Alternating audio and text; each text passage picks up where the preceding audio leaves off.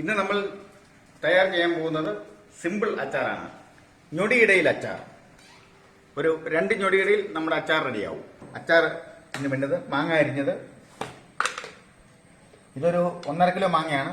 അതിനുള്ള മുളക് പൊടിയായിരുന്നു കാശ്മീരി മുളക് പൊടി ഒരു 3 ടീസ്പൂണ് ഇട്ട് നമ്മൾ, ഉപ്പ് ഒരു മാങ്ങ ആയതുകൊണ്ട് ഒരു 2 ടീസ്പൂണ്, മഞ്ഞൾപ്പൊടി 1/4 ടീസ്പൂണ്, വെളുത്തുള്ളി അരച്ചത് 1 വെളുത്തുള്ളി, സ്വല്പം കായപ്പൊടി, പുളിയില്ലാത്ത പുളി കുറഞ്ഞ മാങ്ങയായതുകൊണ്ട് ശകലം വിനീഗർ കൂടെ നമ്മൾ ചേർക്കുന്നുണ്ട്, 2 ടീസ്പൂണും. ഇനി ഇതിലേക്ക് സൺഫ്ലവർ ഓയിൽ, സൺഫ്ലവറോ അല്ലെങ്കിൽ കടുകെണ്ണയോ ഒലിവ് ഓയിലോ എന്തും നമുക്ക് ചേർക്കാം. അപ്പം നമ്മളിത് നല്ലോണം മിക്സ് ചെയ്യണം.